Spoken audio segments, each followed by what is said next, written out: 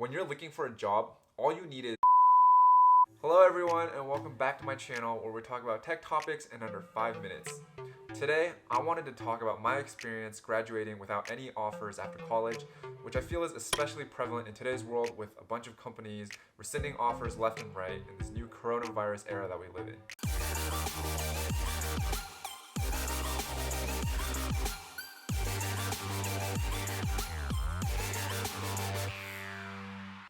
Now I sort of talk about the steps that I took in this video over here, but I wanted to expand on this topic because I feel like a lot more people are being affected by it, and so a lot more people might find value out of it. Also, I hate to say this, but even if you already have an offer, this video still might be useful for you because you never know whether or not your company will be rescinding offers in the future. First, this is no time to be prideful. When I was looking for a job, I reached out to all of my friends, even some that I wasn't that close to, and I asked them whether or not they would be willing to refer me to their company. I was posting on social media like LinkedIn to let my network know that I was looking for a job.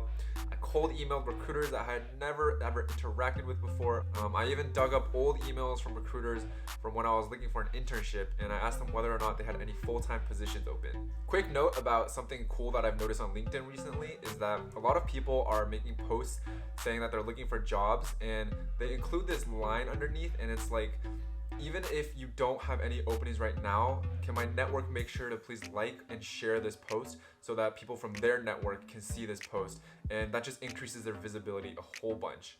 I think that's really smart, and it's definitely something that you can do to try and take advantage of all the networking potential of LinkedIn. The next thing that you should do is sign up for all the job boards that you can find. There are some job boards that are especially tailor-made for university students, like internships or new grad positions. I personally use one to find the current job that I'm at right now. I'll link that down in the description below. But those are especially good right now during this pandemic because a lot of companies aren't hiring for new grads anymore. So if you can find a company on that type of job board, then you know that they still have a new grad program and it's open for business.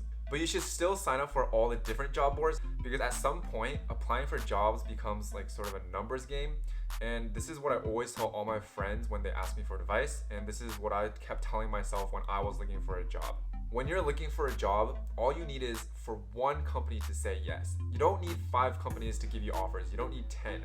All you need is for one company to like you enough and take a chance on you. Third, you need to prepare for interviews. In this day and age, interviews are a scarce resource. Do not squander any opportunity. So definitely make sure that you're 100% prepared for any interview. Of course, if you do fail an interview, don't beat yourself up about it. That's just the nature of interviews. Like, they can't hire everybody they interview. By default, some percentage of people will be rejected. But at the same time, you want to really be prepared for those opportunities because there just aren't that many in this coronavirus world that we're living in.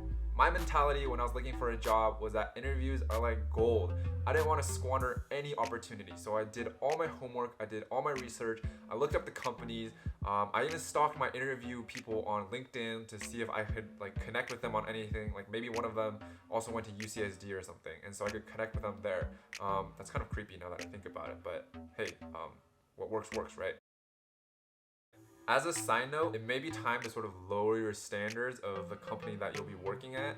I know a lot of people want to work like at a FANG company right out of graduation, but at some point, like a job is better than no job, so you should just lower your expectations a little and maybe go to like a smaller company where you can learn a lot, and then you can leverage that a few years later into a really sexy job that you want. If I could give one last piece of advice to people who are looking for jobs and who feel like they've been looking for jobs for such a long time now with no success, it's to don't get discouraged with yourself.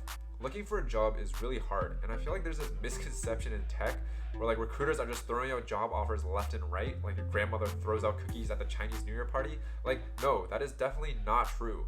Looking for jobs is hard and it requires a specific skill set. And honestly, a lot of the times interviews are just luck.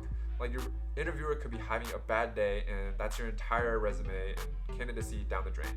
But I strongly believe that things happen for a reason, and I strongly believe that something good is coming your way. Alright guys, that's all the time that we have for today's episode. Hopefully you guys found it helpful. I draw upon all my own experiences when I make these videos, so if you guys did find it helpful, please leave a like and subscribe and comment down below with any questions that you might have for myself, and I will be sure to respond to all of them. And make sure to subscribe, it makes my day every time. Thanks, bye. I finally gave in and I tried shaving my quarantine hair. It did not go well.